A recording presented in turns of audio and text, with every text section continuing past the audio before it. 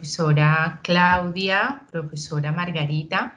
Bienvenidas pues a esta iniciativa de comercio justo en la innovación social y productiva. Profesoras, teniendo en cuenta que el comercio justo viene desarrollándose ya hace, a partir cerca de 1940 de manera fuerte, dentro de pues, la revisión que he estado haciendo, se nos hace pertinente realizar esta conversación, esta entrevista a una persona pues que tiene toda una trayectoria en el área, pero sobre todo lo importante que esto es para aunar dentro de el desarrollo del proyecto de la COVID-19 y los cambios en el orden mundial de la pospandemia, teniendo en cuenta las necesidades que comienzan a presentarse precisamente a partir de la pandemia, porque evidenció y dejó a mucha gente al descubierto, a muchos productores, y se comienzan como a implementar todavía más algunas series de principios para el comercio justo. Entonces, profe Claudia, adelante. Gracias, profe Alejandra. Inicialmente voy a presentar el currículo, un breve, un resumen del currículo de la profesora Margarita Rodríguez Ortega. La profesora Margarita nos acompaña hoy, tenemos la experiencia con ella de habernos colaborado en un capítulo de uno de los libros que sacamos a partir de la investigación ya mencionada por la profesora Alejandra de la COVID-19 y los cambios en el orden mundial de la pospandemia. Es un libro de pospandemia en un contexto de desarrollo solidario donde la profesora Rodríguez nos colaboró en un capítulo precisamente sobre comercio justo. Es así como la profesora Margarita es profesional en Finanzas y Comercio Internacional de la Universidad del Rosario en Colombia, con maestría en Economía y Comercio Internacional de la Universidad de Shanghái. En China, consultora en negocios internacionales con experiencias en el mercado chino y es conferencista de programas de formación exportadora y asesora en comercio exterior ProColombia, docente e investigadora en áreas de negocio y comercio internacional, con énfasis en procesos de internacionalización y de desarrollo sostenible.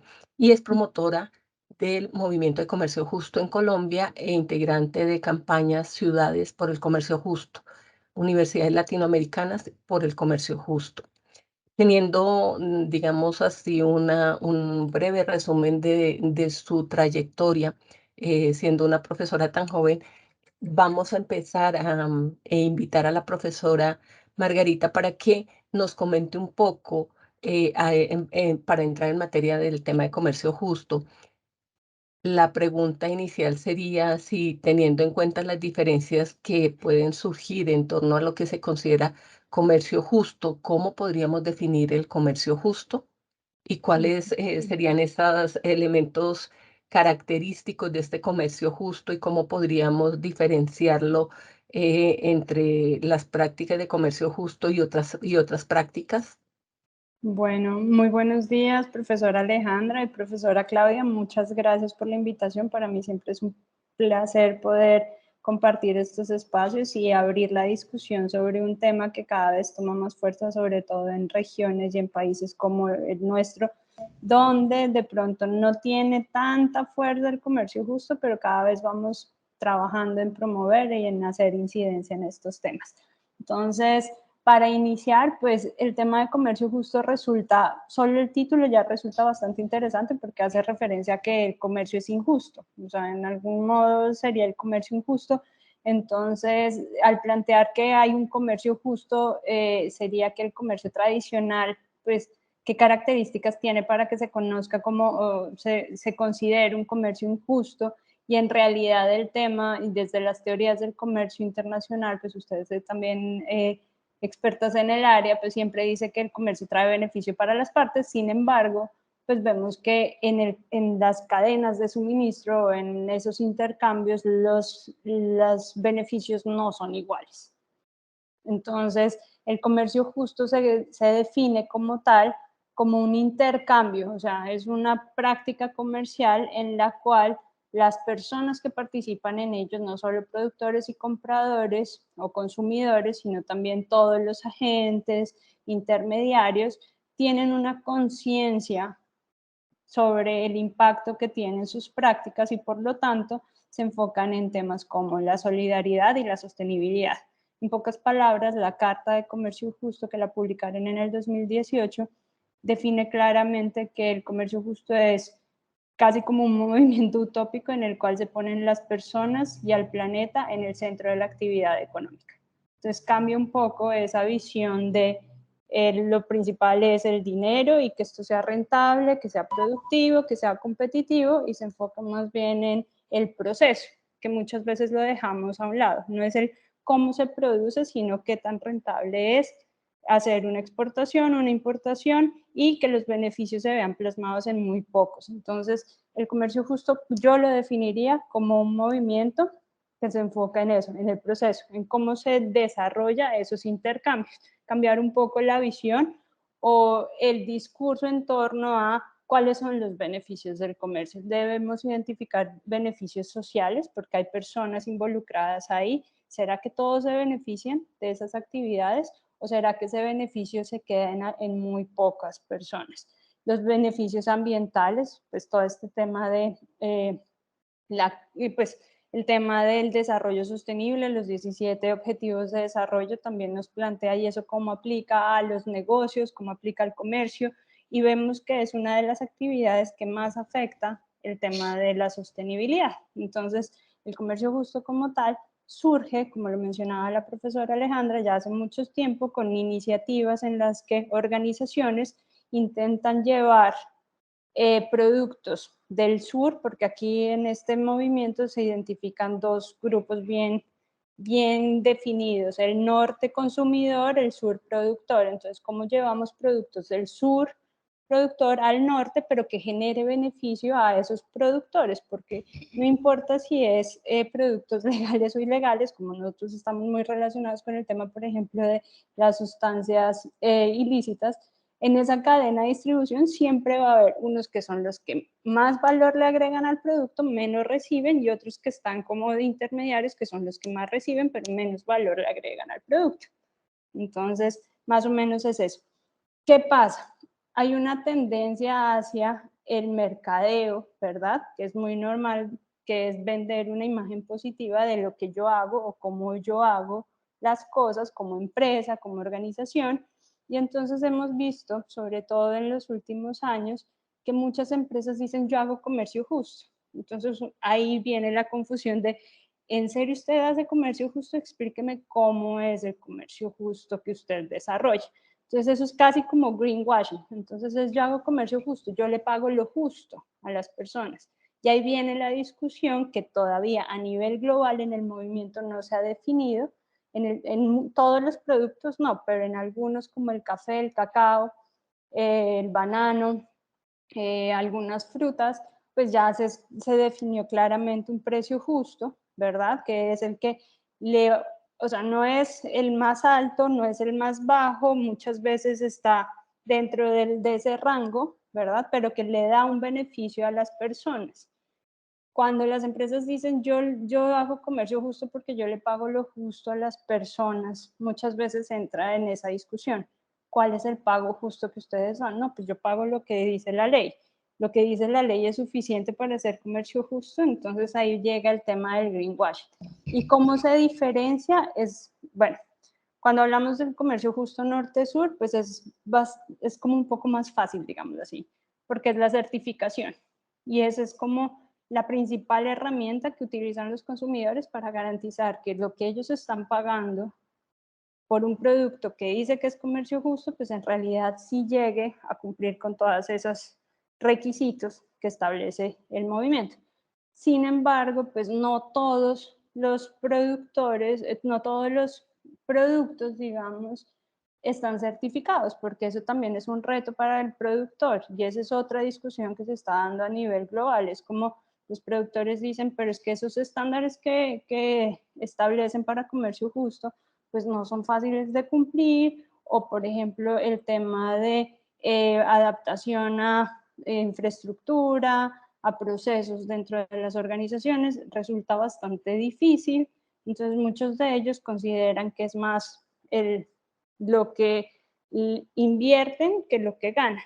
Entonces algunos dicen, yo sí cumplo con algunos de los criterios de comercio justo, sin embargo, yo no me certifico. Entonces ahí viene la discusión, ¿ellos son comercio justo o no son comercio justo? Y la certificación no es lo único que establece el movimiento, o sea, es un movimiento ciudadano. Perdimos, profe Margarita. Hola, Unos ¿ahí me escuchan? minutos. Ya volvió. Sí, ya volviste, sí. Uy, qué pena, no sé qué es lo que de pronto es el internet. No, que la dificultad que hay en torno a certificarse o no.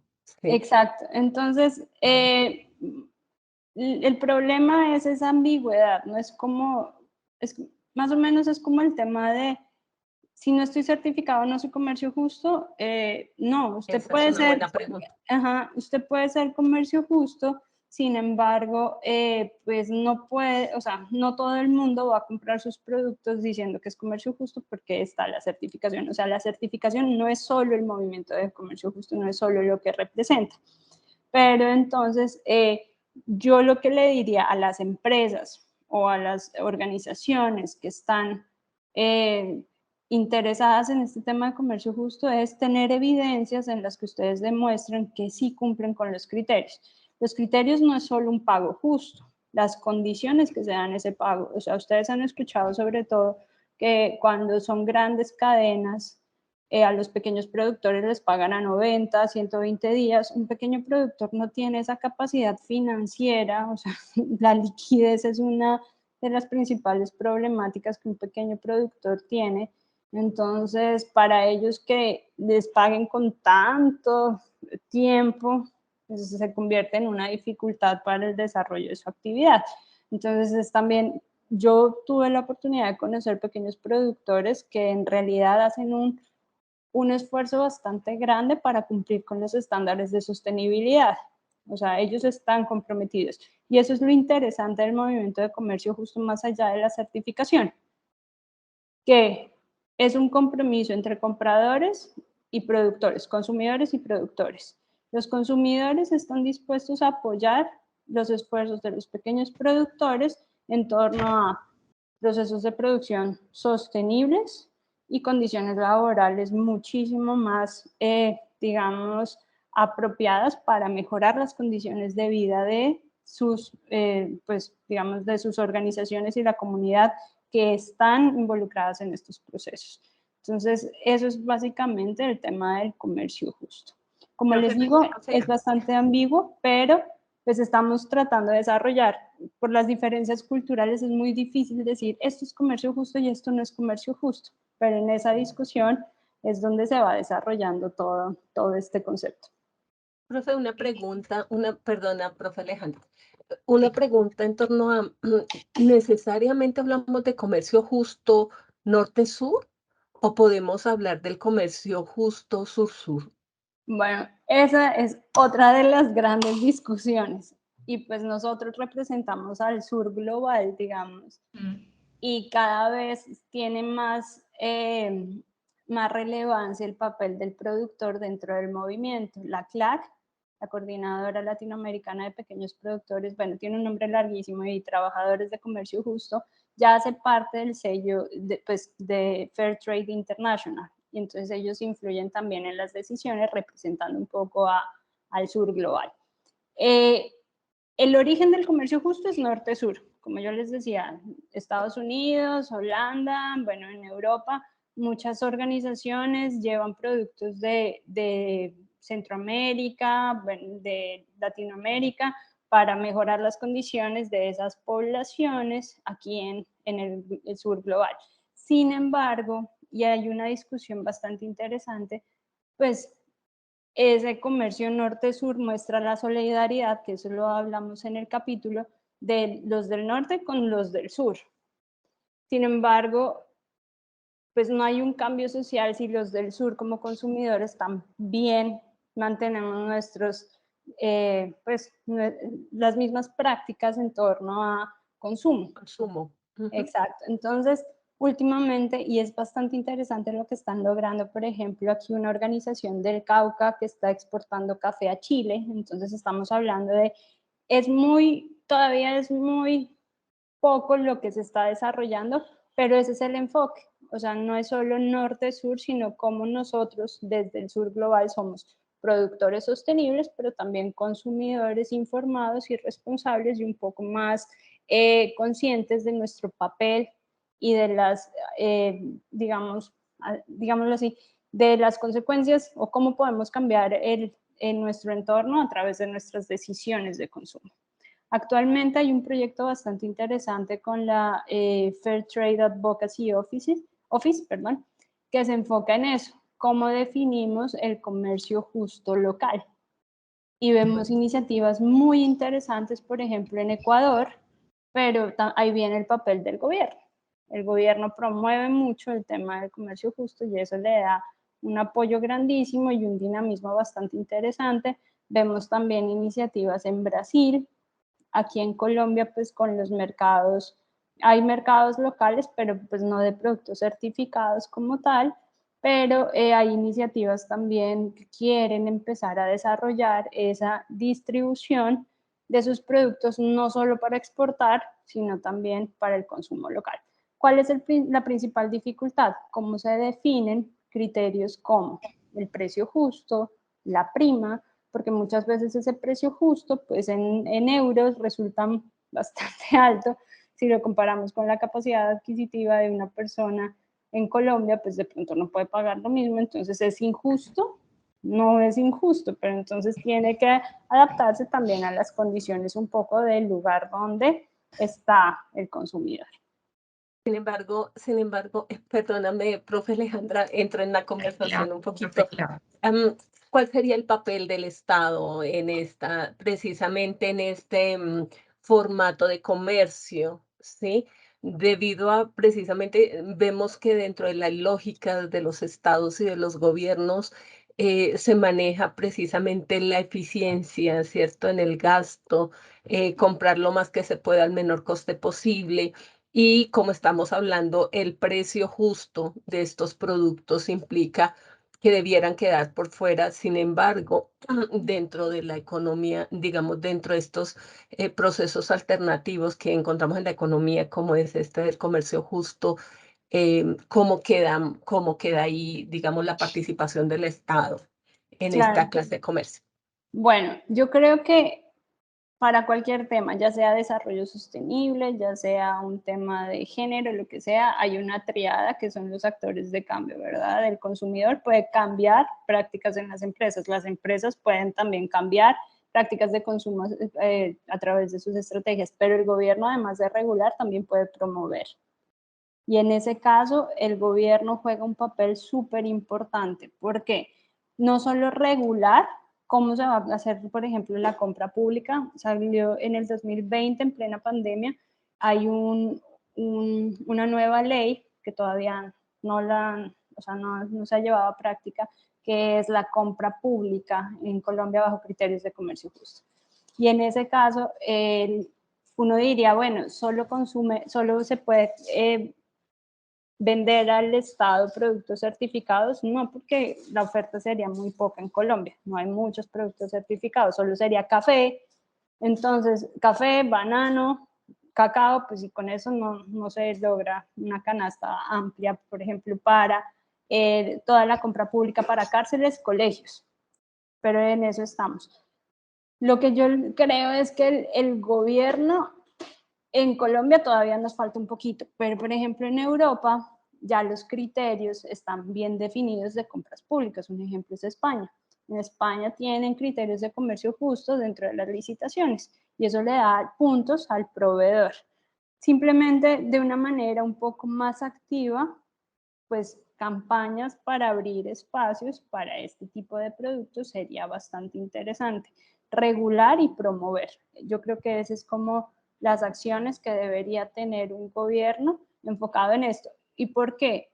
Más allá de si el comercio justo, bueno, tiene un gran dinamismo, ¿no? Es que es una tendencia. Si ustedes se dan cuenta, en Europa ya hay criterios de condiciones sociales y ambientales para el comercio. Hace poco nos visitó un representante de la Unión Europea diciendo, oiga, si sus productos son forestales y no están certificados, no pueden entrar al mercado europeo. Entonces, esas buenas prácticas a veces vienen por que las imponen en otros países y nosotros como exportadores debemos cumplirlas. Pero ¿se imaginan si el cambio fuera desde Colombia? O sea, si el gobierno colombiano se encarga de regular. El caso más interesante en Latinoamérica que yo veo de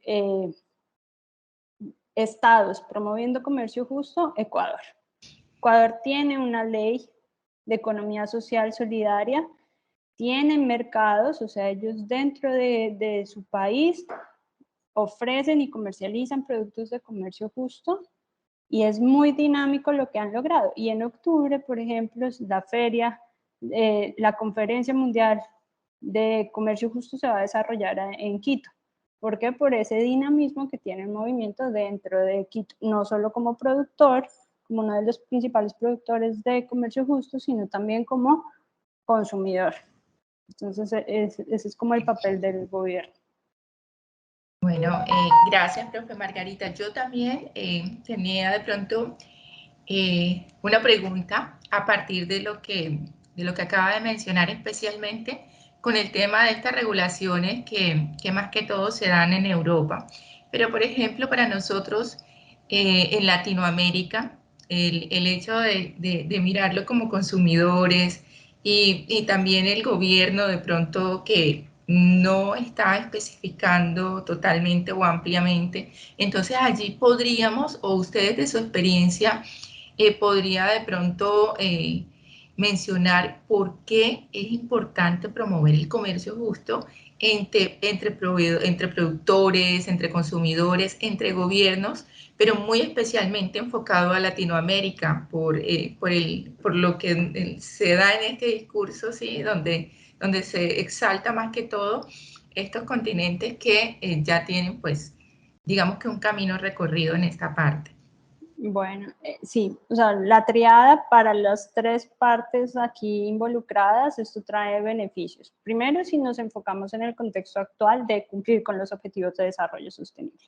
Eso no es solo un compromiso de los gobiernos, es un compromiso de todas las instituciones y nosotros como ciudadanos también estamos comprometidos a cumplir con eso. O sea, la viabilidad de nosotros como humanidad depende también un poco de ese cambio de paradigma respecto a el proceso más que el resultado, cómo se desarrollan las cosas más que, ay, este producto es lindo, es útil o algo así, es como cómo se hizo y todo esto. Entonces, en relación con los objetivos de desarrollo sostenible, pues este es el modelo que debería enfocarse el comercio internacional, ¿verdad?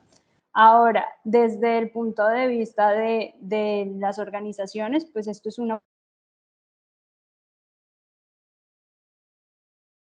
no tiene esa oportunidad. ¿Me escuchan?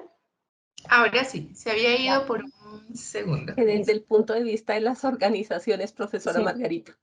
Bueno, desde el punto de vista de las organizaciones, recuerden que el comercio justo pues tiene una prioridad, no es lo único, pero la prioridad son los pequeños productores. Entonces, esto genera una oportunidad para esas organizaciones y es bastante interesante ver cómo se transforman esas organizaciones que se involucran en el comercio justo en temas de organización, en temas de productividad, en temas de innovación, o sea, hay un cambio. En realidad este movimiento sí genera un cambio desde el punto de vista de las organizaciones. Entonces, para ellos es una oportunidad de mercado, porque pueden acceder a un mercado que paga mejor y además de pagar, mejora sus condiciones. O sea, ofrece oportunidades para mejorar sus condiciones y la de los afiliados a estas organizaciones.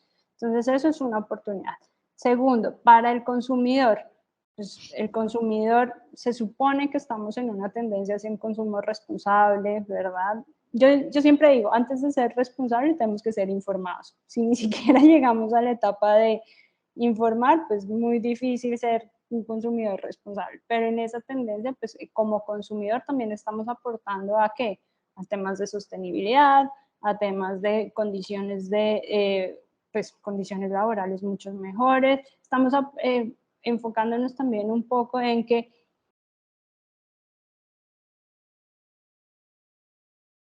un negocio. Ahora sí. Pues yo a mis alumnos siempre les digo algo. El tema de pensar en mis trabajadores, en mis colaboradores, como también un consumidor, es la mejor oportunidad para mejorar las condiciones de vida de ellos. O sea, que si ellos con su trabajo, con lo que ganan, con mejorar sus condiciones de vida, pueden consumir mi producto, pues es que es un potencial cliente. Entonces es un poco también verlo desde ese punto de vista del consumidor. Y para los gobiernos, pues es, hace como 2 años, antes de la pandemia, salió un estudio del Fondo Monetario Internacional que decía los países en Latinoamérica no tienen recursos para cumplir con los ODS. Entonces el gobierno no tiene cómo cumplirlo. A través de estas iniciativas, tanto la industria como los consumidores están aportando al cumplimiento de esos ODS con una inversión mucho menor que la que implica, por ejemplo, imagínense un programa de hambre cero en Colombia. Y si usted le da la oportunidad de comercializar sus productos y a través de eso mejorar sus condiciones de vida, sus ingresos, y no solo lo de ellos, sino que tienen spillovers, por ejemplo, el resto de la comunidad, pues eso me cumple con el objetivo sin necesidad de que usted haga un plan súper ambicioso de hambre cero. Entonces, yo creo que esa es como la mejor, o sea, algunas de las razones, las mejores, por las cuales tanto el gobierno como las organizaciones civiles de productores y de consumidores deberían involucrarse en el tema de comercio justo. Ahorita lo vemos como un pequeño grupo en Latinoamérica, en Europa es muy fuerte, pero esto va a ser la tendencia. O sea, en el comercio internacional lo estamos viendo este tema de consumo de cercanías, de certificaciones, que eso es un tema también que hay que discutirlo desde el comercio internacional. ¿Cuál es en realidad el impacto de tanta certificación para un productor? O sea, no estamos discriminando ahí. Las grandes empresas pueden certificarse todos, tienen la capacidad financiera, infraestructura de todo, y el pequeño productor. Entonces, okay, eso es otra problemática bastante fuerte en temas de comercio internacional. Profe, como para cerrar, por lo menos de mi parte, y de darle la palabra a la profesora Alejandra, quisiera hacerle una o dos preguntas en una, y es el papel de las mujeres en este proceso. ¿Cuál es la importancia de la mujer en este proceso? ¿Cuál es la relevancia? Y junto con el papel de las mujeres, el papel de las universidades, que es el medio donde nosotras nos desenvolvemos, es un punto común que tenemos aquí. Esa sería mi última pregunta para la profesora Alejandra, a la profesora Margarita, y después darle la palabra a la profesora Alejandra. Bueno, el tema de mujeres es bastante importante para el movimiento. Dentro de los principios de comercio justo está el tema de género, y a partir del 2018 tomó mucha fuerza.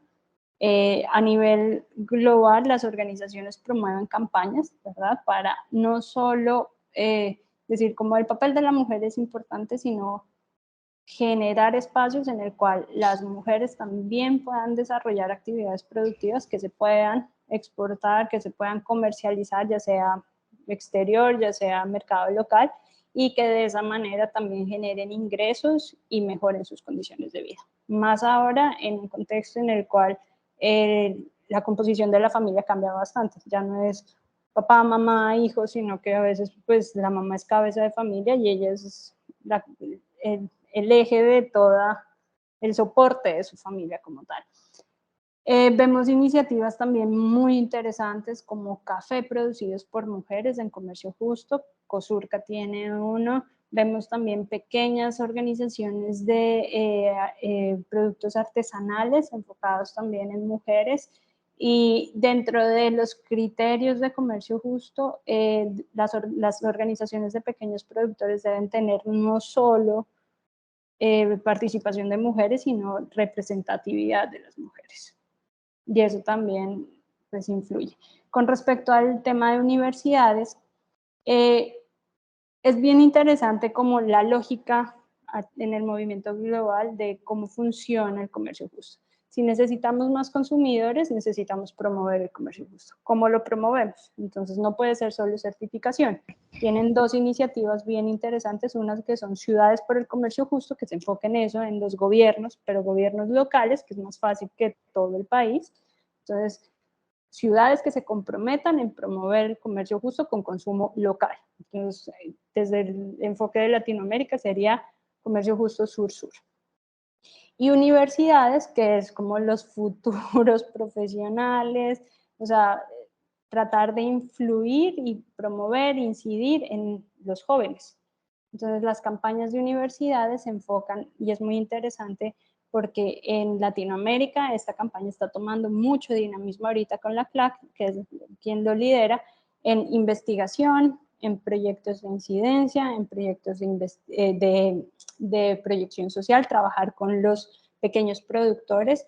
Y eso yo creo que es en realidad la misión de la universidad, ¿verdad? Dar respuesta a las problemáticas locales. Y digamos, un grupo muy importante del entorno de las universidades, pues son las pequeñas empresas, los pequeños productores. Entonces es como desde la universidad podemos dar respuesta a esas problemáticas o esas necesidades.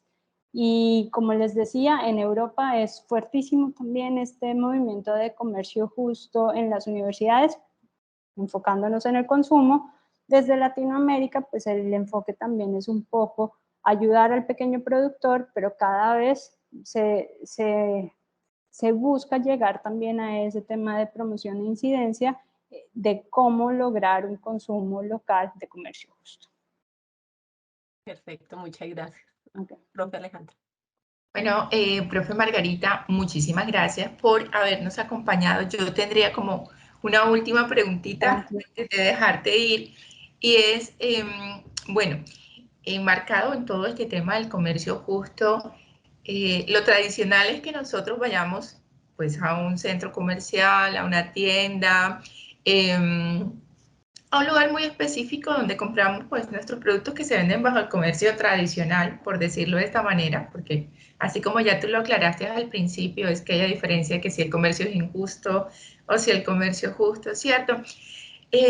Sin embargo, existe una característica que de pronto estas tiendas que venden productos que se trabajan bajo esta política, esta filosofía de comercio justo, se identifican algún sello muy en particular. Conoces, me imagino que en países donde ya esto está abordado de manera pues más amplia sí se está dando, pero de pronto hay alguna iniciativa para países en Latinoamérica para este tema. Bueno, sellos hay un montón, o sea, no hay un solo sello de comercio justo y esa es otra dificultad. Es como, bueno, ¿qué sello me sirve? Depende del mercado, porque de pronto en Suiza es más fuerte un sello, en España es más fuerte otro. Entonces, los productores primero sí deben identificar cuál es el sello que su consumidor objetivo, su nicho de mercado, pues es el que demanda. Entonces, eso es bastante importante. Segundo, yo creo que en Latinoamérica como tal, pues están los sellos, hay algún, como les mencionaba, en Ecuador es muy fuerte el tema de comercio justo. Sin embargo, pues la dinámica del movimiento aquí es más bien como sellos, no, sistemas de garantía, SPG, sistemas participativos de garantía, que son entre la misma comunidad. Hay otro sello que es el SPP, que es el sistema de pequeños productores. Entonces, dentro de todo este movimiento de comercio justo, hay un sello que solo es para pequeños productores. Entonces, esos productos también están. Pero como consumidora, yo les podría recomendar. Lo primero es ver las etiquetas y buscar la información. ¿Por qué? Porque no hay muchos productos, o sea, si vamos, no sé, a Éxito, a Carulla, y lo que yo les digo siempre a mis alumnos, la sostenibilidad no es comodidad. Si fuera comodidad, esto sería muy fácil, no estaríamos preocupados por ser sostenibles, ¿verdad? Entonces es como, tómese su tiempo. Por ejemplo, cosas bastante curiosas que a mí me ha pasado en ese proceso de buscar la información de lo que consumo. Yo me di cuenta que los ajos no eran colombianos, los ajos que venden en paqueticos en los supermercados son chinos, el pescado tampoco es colombiano. viene desde China también. Y uno dice como, pero ¿cuánto vale esto si aquí está tan barato? Entonces, simplemente vean etiquetas y sigan. Todas las páginas ahora presentan información en sus páginas, en sus redes sociales. Sigan también las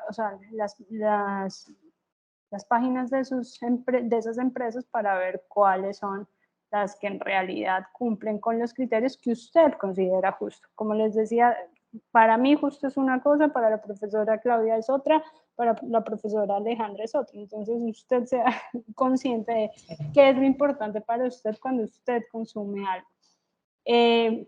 Iniciativas en Latinoamérica, hay unas bastante interesantes que son redes de prosumidores. En Colombia hay una que se llama Agrosolidaria, que es bastante interesante, que son, por ejemplo, en Bogotá, yo tenía un chat donde uno le enviaban información del mercado, todos son pequeños productores, con un proceso hacia lo orgánico, porque pues si le estamos apostando a la sostenibilidad, eso hace parte de los retos también del pequeño productor, y ellos nos ponen en contacto con los pequeños productores. Entonces tenemos tomate de tal parte, estos productos, si ustedes quieren, pues ellos sirven como enlace para construir una red de prosumidores, le llaman ellos, de productores y consumidores conscientes y sostenibles. Entonces, es mucho más chévere, en ese proceso yo me siento mucho mejor cuando sé a quién le estoy comprando.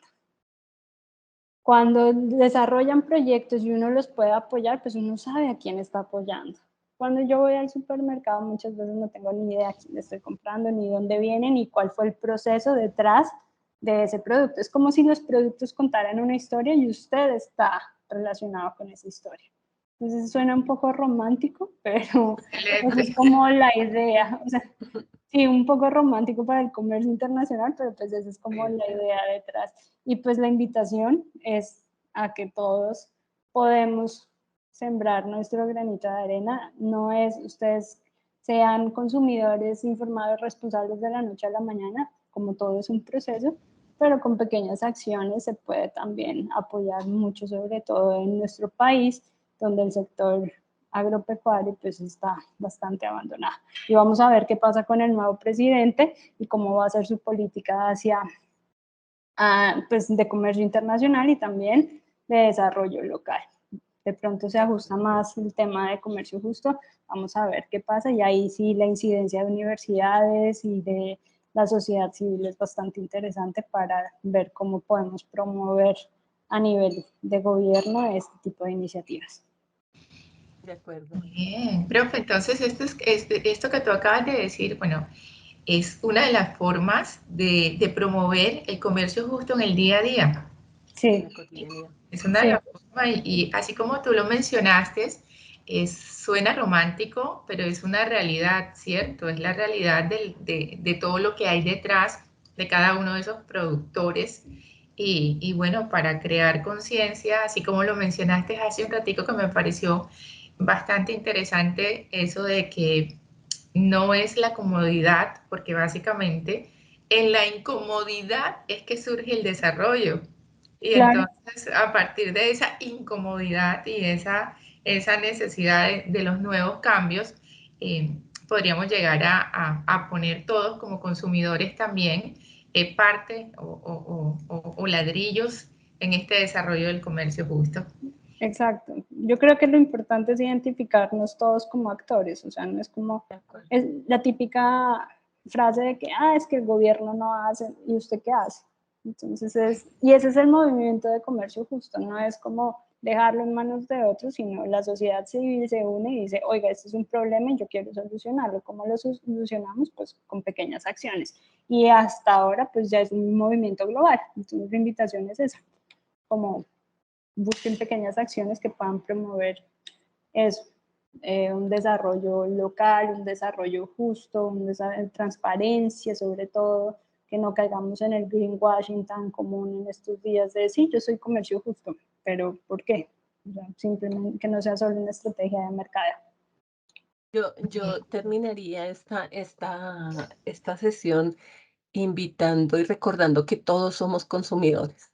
todos somos consumidores, de ahí el papel activo que tenemos todos y en todo momento en la toma de decisiones, e invitarlos precisamente a informarse, a formarse y a tomar mejores decisiones, decisiones informadas y responsables. Creo que definitivamente estas temáticas no se pueden desligar del tema de otros conceptos que hablaremos en otros momentos si tenemos la oportunidad, como es consumo responsable, finanzas éticas, ¿cierto?